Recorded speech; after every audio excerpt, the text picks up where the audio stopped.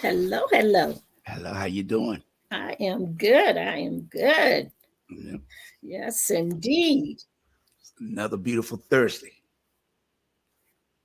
We're getting feedback again this week. My No, gosh. I'm not hearing it. Sound good here. Yeah, I turned my mic almost to You mute. don't have your headset around. Hmm? Your headset. Your earpiece. You don't have the. No, I don't usually do an earpiece. Oh, okay. I'm just if it's around your phone or whatever, it might it'll cut you out. That- Hmm.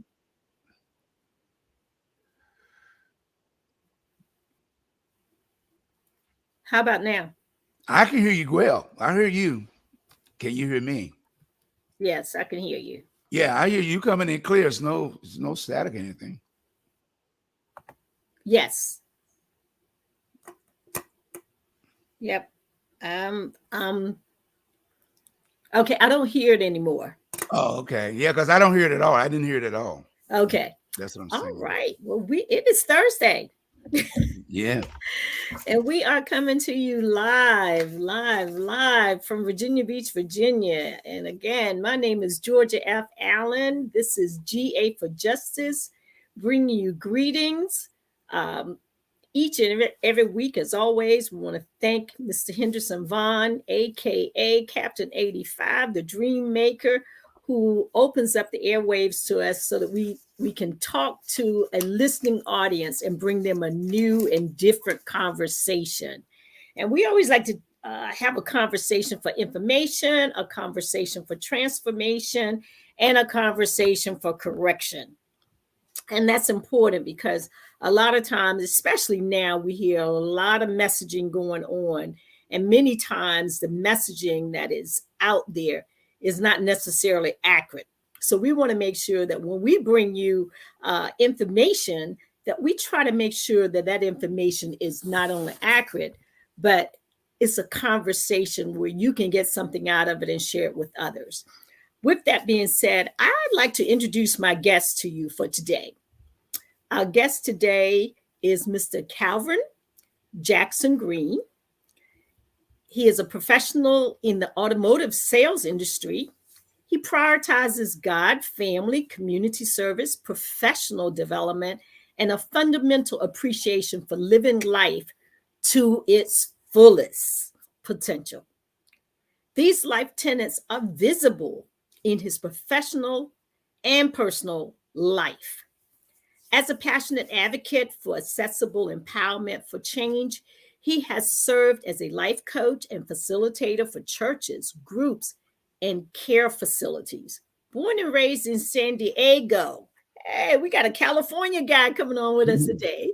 San Right. Diego, California. Cal learned tenacity and determination as a result of the challenging environment of his childhood. His bright light of hope was founded in his grandparents exposing him to church. As a young man, Cal knew he had a purpose and a mission greater than himself. Cal's professional journey began with his seminary certification through world reaching faith school of training. He developed a deep understanding of the importance of biblical studies, and I would like to say biblical principles and community initiatives. Throughout his career, Cal has held various leadership positions in institutions, including roles as a chaplain, program facilitator, curriculum development, and safety representative. As a laborer, Cal worked as a floor hand and driller in the oil fields of California, Oklahoma, and Texas. So I haven't met a man that worked in the oil fields before. So we're going to have a good conversation today, talking a little bit about oil. He Yeah. worked his way up to a safety manager. This expansive experience has given Cal invaluable insight into the challenges as well as opportunities within structural programs. With strong leadership skills, in depth industry knowledge, and unwavering dedication to improving the quality of a person's life, Cal continues to make a positive impact as a business professional in the auto industry and serves on several city council appointed boards. Cal's tenacity and determination has fueled his many professional successes. He has been Salesman of the Month consecutively for 8 years and Salesman of the Year for 5 consecutive years and recognized in the top 10 of the region's Subaru salesmen. He is also the Subaru Love Champion and Subaru Ambassador for RK Subaru in Virginia Beach, Virginia. Cash's commitment to community well-being extends beyond his professional endeavors. He volunteers his time with local community organizations focused on prevention, education, and outreach. He believes in empowering individuals to make informed decisions, something that I like, about their lives, and is dedicated to fostering a culture of inclusivity and compassion. As a board member, Cal brings a collaborative and forward-thinking approach to strategic decision-making. His expertise lies in improving outcomes, optimizing operational efficiency, and implementing innovative ideas. He actively engages with life coaches, business professionals, policymakers, and community stakeholders to promote procedures that address spiritual and mental growth. Cal is a true champion of people. And with that, we like to bring him on the screen right now. Welcome, CALVERN.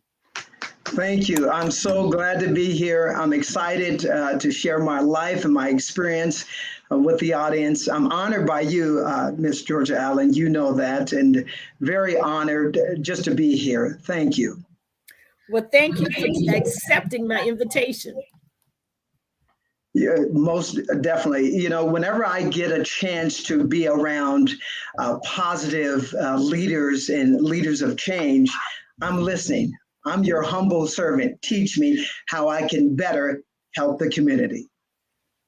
Okay, well, we want to talk about that today. You shared a whole lot about your background, Yes. and I like that oil industry background. So, what prompted you to get involved in the oil industry?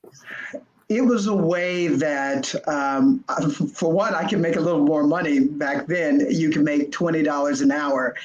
And so I said, okay, I want to do something like that. I was introduced to the oil and gas industry by an elder in my church because having been in the church, he's an engineer, and he said, listen, we can get you to work in the oil and gas industry, but you can't be afraid of getting dirty. I said, oh, okay, I can do it. And there I learned the value of hard work. I worked alongside of some incredible workers who, whenever they were told to do a task, they did it with efficiency and they hurried to do it. And so I learned to, because they had me go on a ladder, which is about 70 feet up in the air. And I learned to master my fear of heights. I learned to work in climates that were cold and climates that were hot. But I learned my work efficiency from the men that were in the oil and gas industry. And I'm telling you, those gentlemen that I work with, they taught me how to endure. They taught me how to master my fears and my fear of heights. That sounds fantastic. Because, of course, the topic today is working for and in community. And so coming out of an industry like the oil and the gas industry, where you say you learn how to do hard work. Yes. Something that's kind of a little bit missing in today's time. And so as we talk about working for and in community, we want to help people to understand how important it is to not only work in your community, but also embrace it to the point where you're working for the community to make your community better. And so part of the reason why, as we were talking, you spoke a lot about trying to empower individuals, but collectively empowering all through community. And the reason why I wanted you up here is because Henderson will tell you, I follow the principles of Kwanzaa. And when you said that you wanted That's to right. empower people, I looked at self-determination. When you said you wanted to That's work right. with people, I looked at cooperative economics and collective work and responsibility. And That's right. when you spoke to me, it also, for me, you were embracing principles that helps to strengthen the community. So with that being said, one of the things that you were sharing is empowering the community to get them involved in the community itself, actively involved, because there's a lot of people who uh quasi involved, but they're not really actively involved. They're not rolling up their sleeves involved. They Right. kind of peek over the shoulder. So Right. how about sharing with us some of the boards, commissions, or other things that you're doing right here in the city of Virginia Beach? And to the listening audience who may not be local, we want to remind you that wherever you're located all over this country, get involved in your local government, Yes. because that is critical. Most That's people want critical. to get involved in federal, but local government is the bread and butter of your everyday life. So share with the audience a little That's bit right. about that. Because I sell Subarus, I have an opportunity to touch the community all the time. And so I'm always involved. I'm in the trenches with the people. And I had Brad Martin, who's the chairman of the Process Improvement Steering Committee, short for PISC, said, we would love to have someone of your caliber. And caliber, he meant, I'm a laborer, right? But I care about people. I'm in touch with the community. We would like to have you on our board. And the first thought that came through my head was, well, I'm not an engineer. I don't have the background. All of these other fears came into my mind. But then I looked at my life and I said, listen, I'm helping the community right here where I'm at right now with honesty and integrity. That's your resume. That's your degree, your willingness to want to help. So I set aside the belief that I wasn't competent enough to be a board member. And he invited me. I filled out, of course, the talent bank application, which just lists your qualities. And I put on there church and labor, right? Got a phone call to come and visit their committee. And I sat there with these engineers and city workers and high management people. And you know what? I fit right in. Absolutely. I fit right in. So the block was in my own head. And so for the audience listening, don't think that you need to have all of these degrees. You matter. And so they need your input. So I gave a real raw, in the trenches, when they talk about discussions concerning city pay and city workers, I gave a very laborious point of view, not an engineer point of view, right where I'm at, right? Because that's needed. All of those ingredients make for a successful community, and we need you. And so I began to, feel like I was a part. And from there, I had someone from the library board reach out to me. And Miss Director Kimberly Knight, who is an incredible leader for our public library department. She is a true leader. And I was asked to be a part of the library board. So I said, all right, I already know that, I'm needed. You are needed no matter where you're at. So I said, okay, I want to be a part of that board. So I got on the library board. They had my application on file. And I'm going to tell you, they appreciate the value that I bring to the board, as well as to the PISC group. And we have been transforming our community right where we're at that table.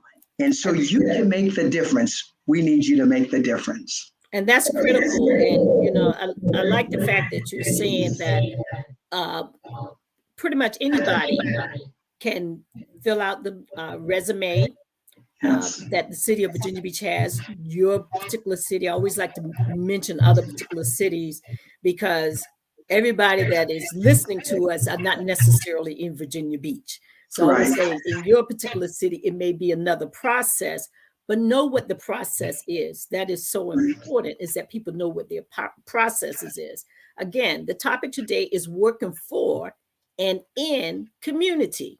And we need more people to not only just be in their community, but we need them to be working on behalf of their community. There are young people who need our assistance and need our support, need our knowledge, need our mentorship, our guidance and direction in order for them to be successful or reach their goals. Again, I looked at collective work and responsibility. That's key, Ujamaa. It is so key that we make sure that we're working as a unit and that we're not different factions fighting against one another. That's right. But we're collectively coming together in unity. Right. And so, when I looked at the fact that the city of Virginia Beach has a number of boards, commissions, committees, and councils. And people need to get to know what they are, because as they learn what they are, they can perhaps serve. One of the ones that's really important is your zoning board. Yes. How they zone things in your local city can impact where you live. If they decide to zone your area or something close to your area to turn it into an industrial area, that impacts your housing, how valuable or your house is, or whether it lowers the value of the house, but it can also bring chemicals that can also impact your environmental health, which ultimately harms you. So this is why it's so important that we have a diverse group of people serving on these boards and commissions. Were there any commissions or boards in particular besides the Process Improvement Committee, as well as the Library Committee? Any other areas that you found to be important, instrumental, or informative that you've been involved in since you've been here in Virginia Beach? Well, I was speaking with someone from the library board, and she spoke about the social services board. There is a need for individuals, and I'm going to say this, that are Black, to be a part of that board. We don't have representation among many of the boards, and for that matter, for the young people. Listen, we need high school students to be a part of the boards, seniors. We need young Black African Americans to be a part of these boards, because your decision making is an ingredient, a necessary ingredient for change. Hear me out. You are so important that in order for our society or our community to change the way it needs to change, we need you. Absolutely. And that is a very good message, because young adults, youth, having their voices at the table, they can see things from a different perspective than some of us who have been around a longer time. Also, young people can see it from a different perspective than those of us who have only lived in this city. Maybe their family is military, so they've traveled and lived in a number of different states and cities, and so they can come to the table with a different perspective. And we definitely need our young people from our community actively involved and participating in order for us to have a different voice at the table. That's an excellent point. Yes. I'm so grateful where I have so many people buying cars from me for the first time, and the excitement of the young people buying their first car. And I make sure to tell them to be involved in their city council meetings, which you attend faithfully. I was talking to you the other day, and you were, hurrying to a meeting. And I just thought, we need to send the message. Yes, everyone's working and we're busy, but in order for you to know what's going on, you need to be involved. And guess what? It is an hour or maybe 2 hours, depending on how long they go, of your day and time. And so I'm letting every young person that I encounter, that I'm selling a car to, I have the opportunity to share of being involved in their city council. And it's not for old people. Even though I'll be 50 in a couple of weeks. Look, not just for old people. So let's say not just for old people. It should be a combination. Yes. Yes, because then we're going to see a very different face to our community. And so if you're unhappy with how your community looks, it's missing you. You are the change. You are the ingredient of change. And so I'm going to challenge everyone who's listening. We need you. And you are special. You are important. And today is your day. This is your time. And I'm here. We're here to inspire you. Absolutely.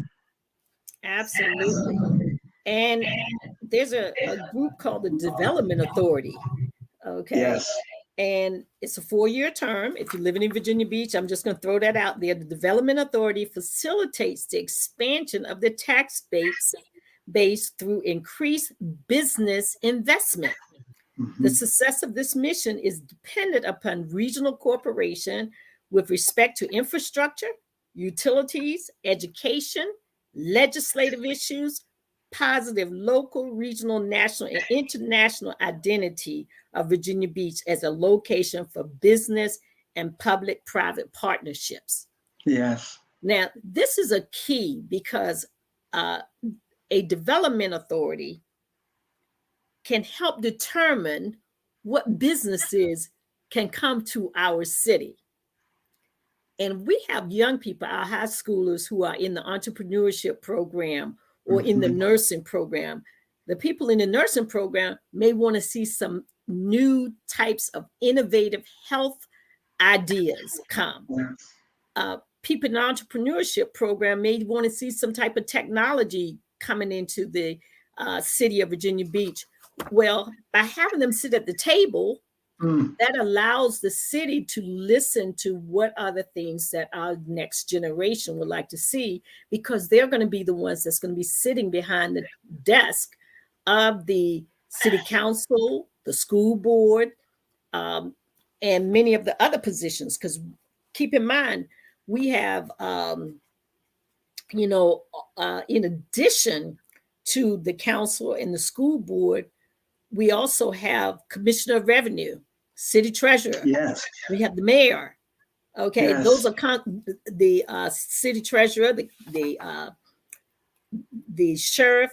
All of those are constitutional offices. Yes. Okay, they're not city council; they are actual constitutional offices. And so, I don't think in the city of Virginia Beach we have ever had a Black person serve on a constitutional office.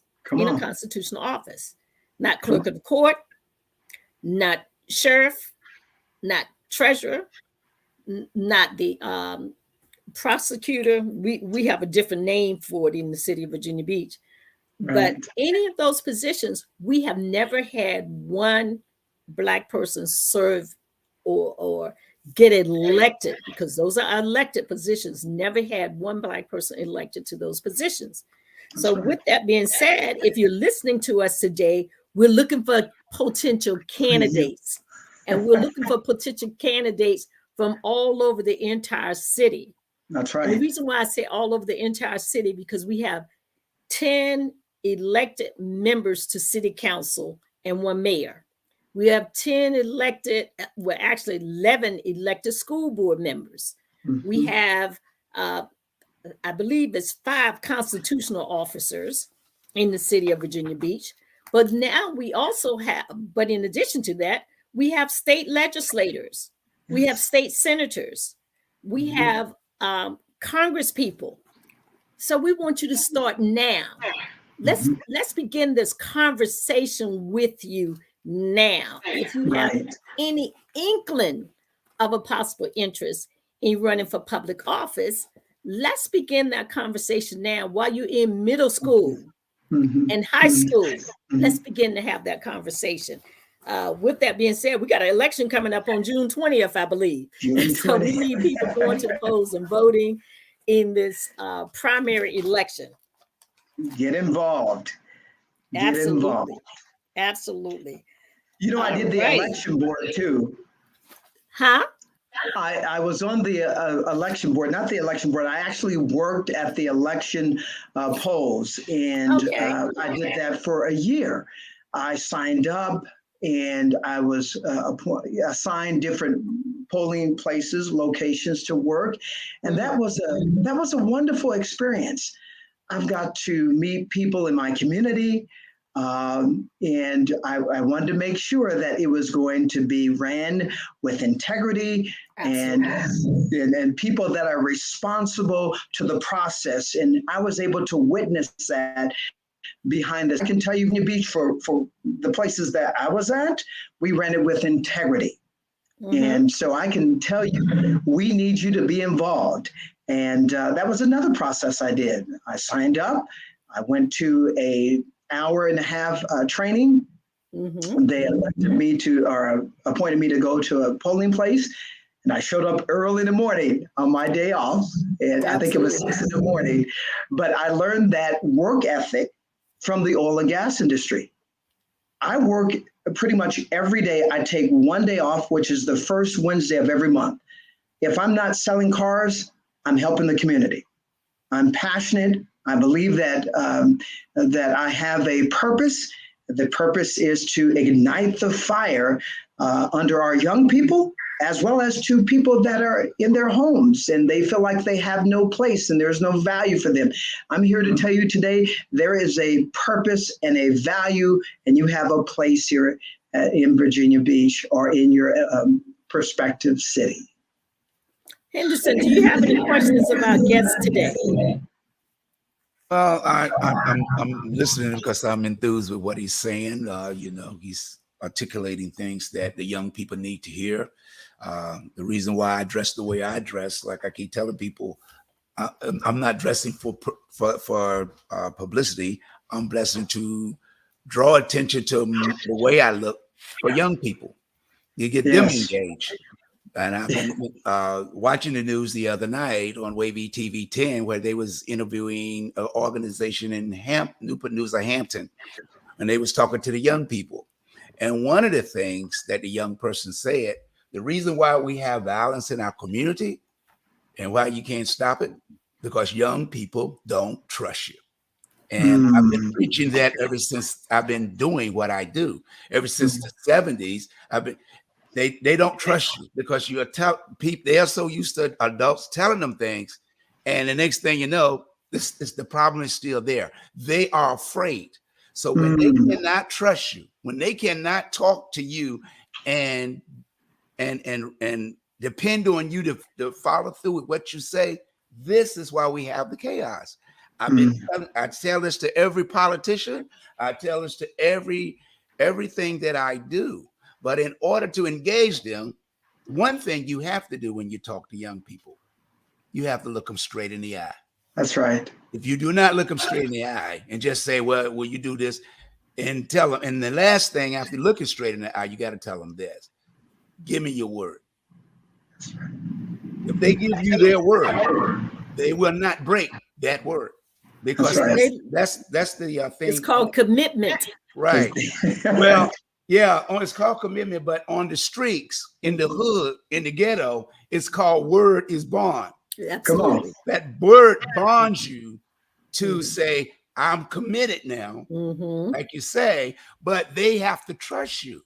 Right. And if they do that, this stuff will be, it's not a short thing, but you will see other people like, I want to be a part of that. They want to gravitate to it. So that's why, listening to you and the things you're saying about working in the community and gravitating young people to say, you know, come be a part of that. That's my campaign as well, is to engage people, not to just to say, I'm older than you.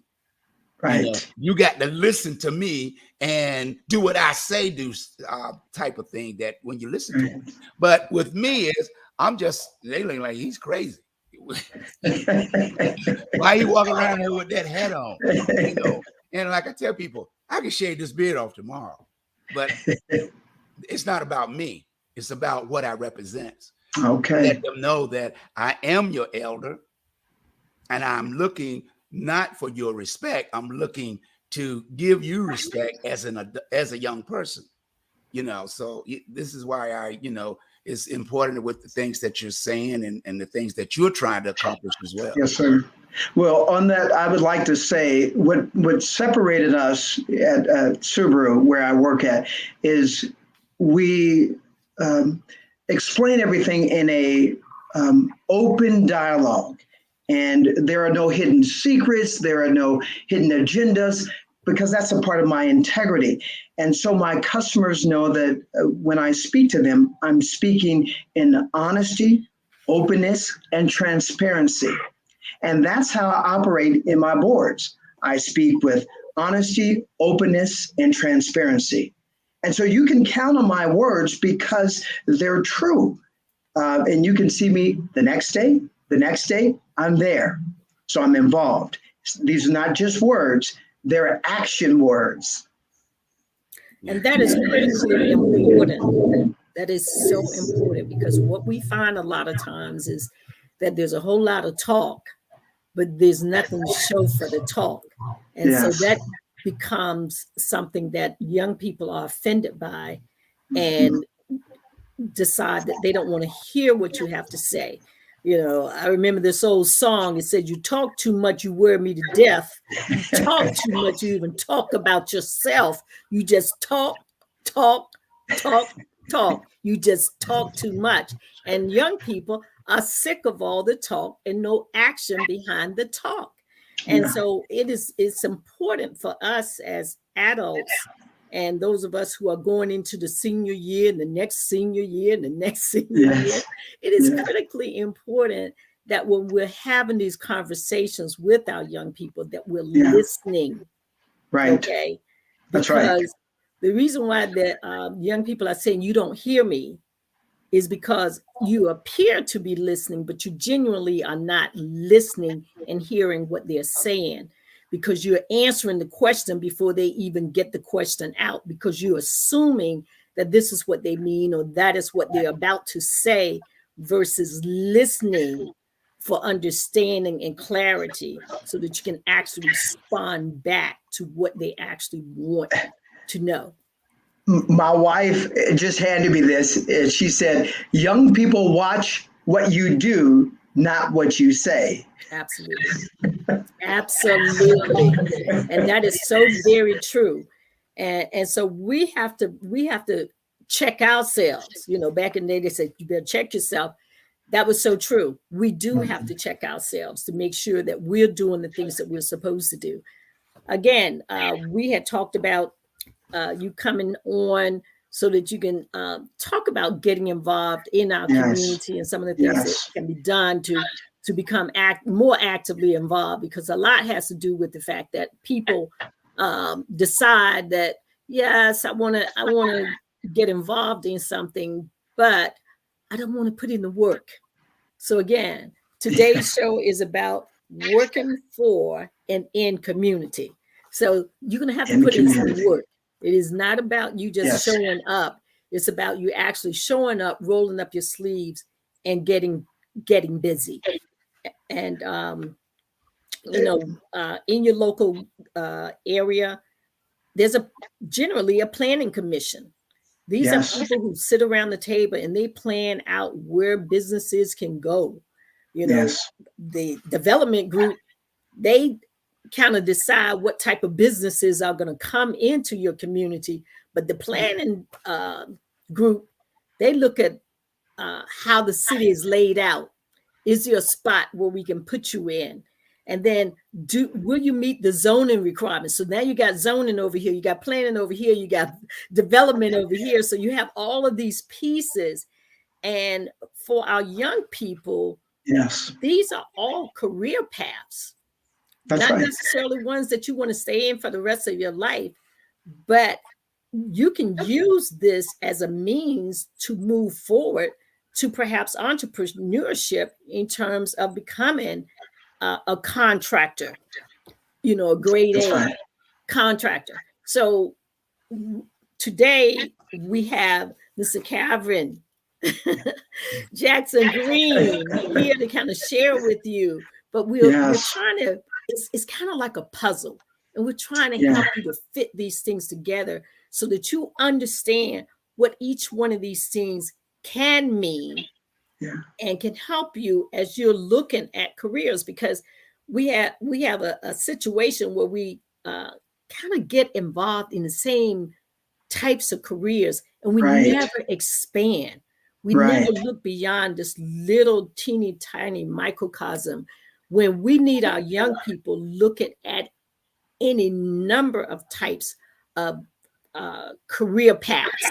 That's right. And I want to say career paths versus jobs, because we used to have a saying, JOB means JA of the boss. I think y'all got me, right? You got me. Gotcha. Jack A of the boss. And Jack so A. we don't want something to be a job. We want it to be a career. We want you to Yes. be learning, That's developing, it. growing, and That's it. ultimately get into a position of where you're in charge, Yes. running the group. But always remember that when you're working for someone, you still have an employer and you That's still right. are an employee. So when you're trying to make your moves, make sure you have your ducks in a row so that in the event that you're making moves, you're confident that whether I stay or whether I go, I put things in place to help me to continue my successes. Because see, we want it to be a continuation. We don't want you to have one success and stop and drop off. We want this to be a continuation. So again, the reason why I wanted you up here, because I know how hard you've been working. You're young enough to be my son. We discovered that when we were having our chit chat at one of the economic development meetings and all. And so, yes, But he's young enough to be my son. but I have to tell them how our conversation, it was natural. It was a natural progression, and we had just this healthy exchange, and the energy was flowing back and forth with one common purpose. We wanted to help people. Absolutely. And we wanted to empower people. Absolutely. And so like-minded people attract. And so I left our meeting charged and motivated. So this is what I would say to the young people. I said, if you want to be around people that are successful, right? Hang around people that are successful, people that are doing what you want to do. And then you will begin to have that mindset, right? With that, I eat healthy. A part of me being on the move a lot is I can't just eat junk food all the time.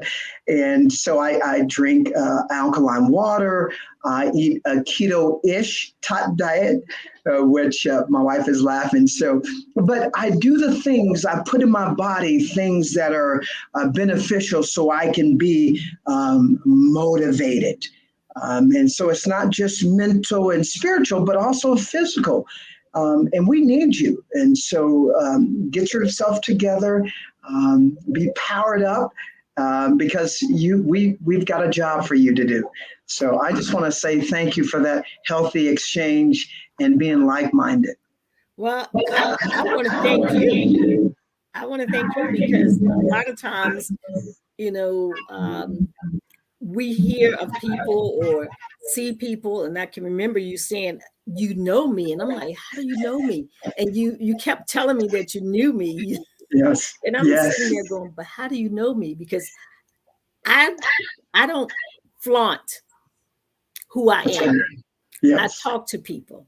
I Yeah. communicate with people. Right. I want to hear what they have to say and share with people.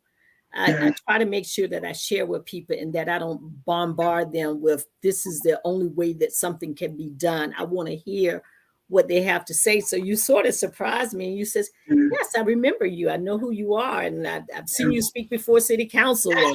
And I remember the lawsuit, and you went on about different things that you knew about me. And it was kind of surprising because Henderson will tell you, I do work in the community, but I don't necessarily try to be the person out front all the time. Yeah.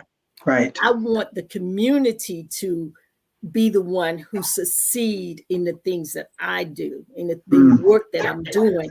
My goal is that this community succeed. So working for and in community is very important to me. Yes. Because I have watched people start out quasi working, but everything was about them. Right. And, they take credit for things that other people did, or they identify themselves as the head of something and ignore all the people who tilled the soil before they ever arrive.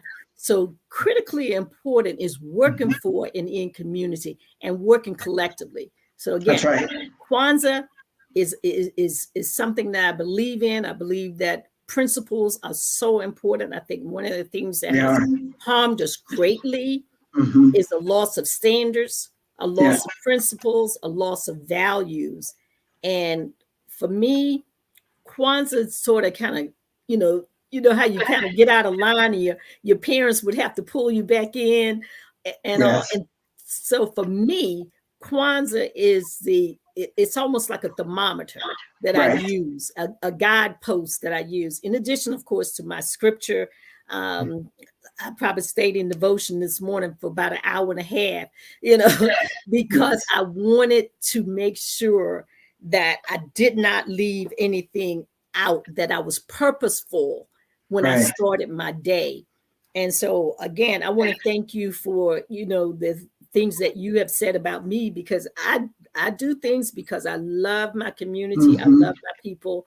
I was sharing with my granddaughter today. I said, I guess God knew that I could not have been a slave, because I would have burned down half of the United States of America. I would have found a gas can. I would have poured it on all the crops. They would have been completely broke because there would be no money whatsoever, no harvesting. And I would have started, and if I could walk up and down that field all day, harvesting crops for somebody else to have, I could walk from Alabama to Texas, from Texas to Mississippi, from Mississippi to Louisiana, from Louisiana to Georgia to Florida, because that is my passion about my community. And I would have had to burn the whole entire earth. It would have had to be a scorched earth. So he brought me in at this particular time because he probably knew that time would not have worked for me in my mindset. So I tell people all the time, I have no problem with any race, creed, or color, but right is right and wrong is wrong. And working for and in community is a passion for me. That's why I became a member of the NAACP. That's why I'm actively involved with the NAACP. And I'm going to do a quick shout out to the Virginia Beach branch, Virginia Beach unit, NAACP, and all the units. If you live in the city, join your local organization. And if you don't think they're doing enough, use a little elbow grease. You know what I mean? We need you. That you care about, that you want to fight for, get in there. Get the committee up and running and get in the fight. That's right. That's right. Reverend Vernon John said, if you see a good fight, get in it. If you don't see a fight, get one and get in that one. So we need to help our people to understand that working for it in community is an ongoing, It is. Not a start and stop, because it takes too long when you start and stop. But when you're constantly moving forward, you can solve this problem, move on to the next one, solve that problem, and move on to the next one.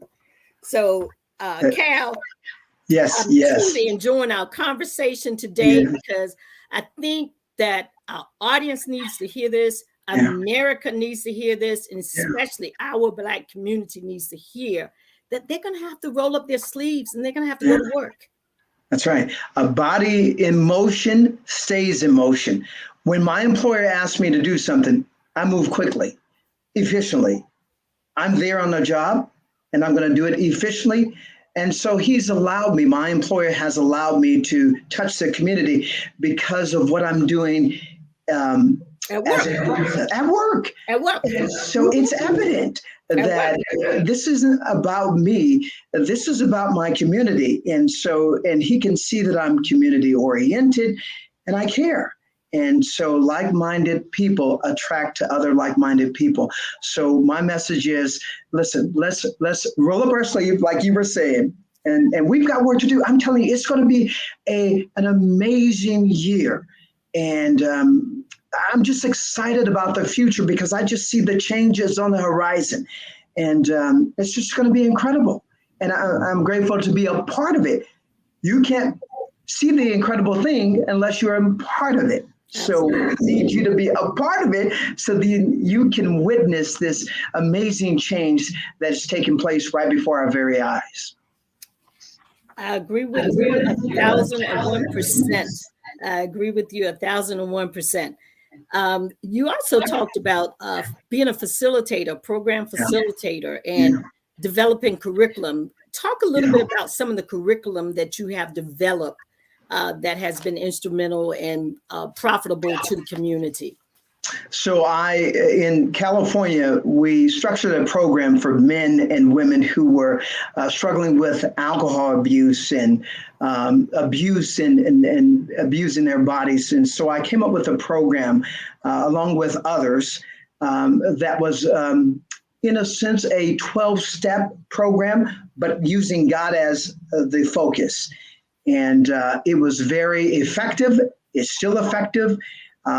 We partnered with the Salvation Army. And so we were able to see men and women's life transform right before our very eyes. We use the scripture, of course. We believe that God has deliverance power. And if you yield to his will, then you'll see the transformation power evident in your life. Our community has been affected by drugs and alcohol. This is why I don't drink. This is why I continue to fight against any type of impairment to our physical bodies.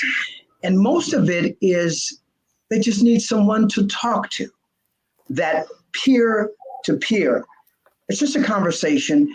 And when they realize that they're not different, that someone else shares their story, their likeness, that they understand, there is the transformational power for their lives to be free from drugs and alcohol. And so I'm a champion when it comes to recovery from alcohol and drugs, as well as abuse in general. My wife and I, we have a rule. We don't argue. We try to talk it out because that's what it is. And then we have a safe word because I'm an A-type personality. I'm very driven. If I start to get very amped up, I know it's not my wife. I know it's outside things. And so our safe word is safe word. I love that. I love that. But, the amazing thing is we've seen people in California where I worked, we've seen people's life transformed, and they are back in the community as productive members of society. Because you may feel like you have some type of illness or addiction, listen, there is help. There is hope. We've partnered with Salvation Army before COVID, and we were engaged. We're also engaged with the Ronald McDonald House. And so my wife and I, we would go, and we still are involved. We go in and we provide meals of service to to the parents of the children that are in the hospital. And that's in Norfolk at the Ronald McDonald House. Sign up, be involved, cook a meal. My wife cooks the meal, but I'm there. And so we wrote a curriculum, back to that subject. We wrote a curriculum that was biblical based, of deliverance, and still effective today. Fantastic. And that goes along with my opening segment. When I open each week, I always say we're here to bring you a conversation for information, a conversation for correction, as well as a conversation for transformation. So when you said you worked and you helped to transform lives, you helped to bring people and make them come back and be a part of community and contributors to the community. And that is so important. And see, transformation comes in various phases and types of transformations. And so we definitely want to have transformative things that take place in our community. That's right. It is critically important. We don't want to lose another child.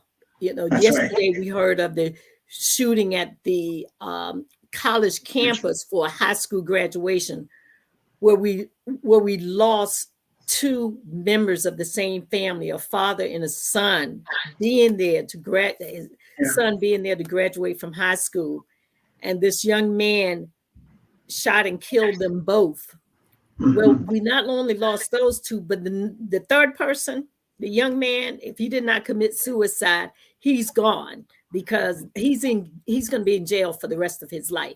So that's three people in a matter of minutes that are no longer a contributor to our community. The father was a veteran. The young man was moving on for bigger, brighter, and better things. And so transforming the minds of our young people so they don't feel like they have to pick up a gun. First of all, we need to identify why there are so many guns in the hands of young people. We need to identify what is causing that to happen, because there's a problem when young people can get their hands on this many guns and wreak havoc in families. Right. As someone who has lost a family member to gun violence, this is personal for me. It's extremely personal for me. And so we need to change outcomes. And so again, transformational things that we can and should be doing in our community is going to be critical as we continue to move throughout this year. We're coming close to the end of the show. I always like to give my guests opportunity to have some final comments. And before you do that, I always want to thank my guests for coming. So CALVERN Jackson Green, we want to thank you so much for joining us today, sharing with us, especially your passion for our city, your passion for our community, and your passion for our young people and their better well-being. And we want you to share some final words with the audience, anything that you think will be a benefit. Please share now. Yes, thank you. I'm so delighted to be here and have an opportunity to share my life with you. My wife and I, we are committed. We are here in Virginia Beach. We are stakeholders, and we're not going away.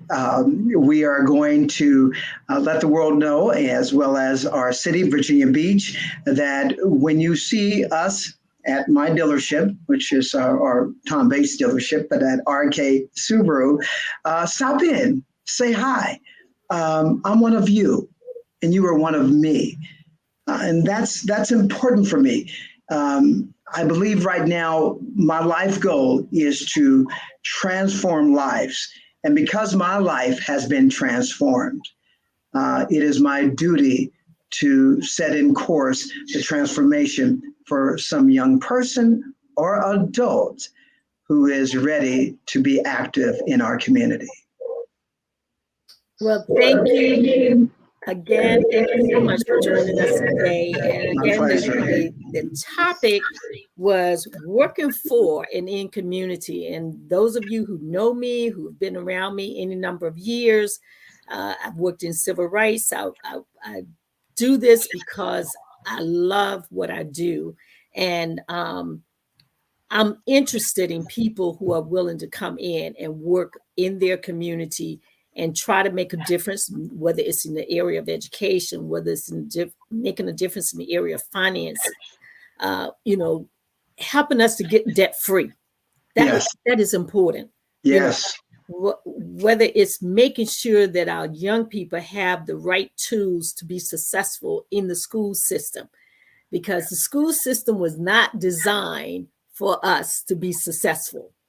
Any little teeny tiny thing that they can find, they tend to make it into much bigger than it really is. Again, a lot of it is just about a conversation, just having that conversation versus blowing it up into something much larger and now setting our young people back, year after year. So it is so very important that we have these conversations, that we listen to each other. That is not a one-way conversation, but a two-way conversation. And that once we hear from each other, is that we go out and we make a difference. I have gone to so many meetings where people just talk and talk and talk. And then I come out of the meeting and I'm like, now, what are we going to do? Right. Are we going to do anything? Do we have a plan? Do we have a step-by-step plan? And again, as we come to the close of the show today, I just want to remind everybody, election is coming up. Yeah. It is a primary election, but every election is important.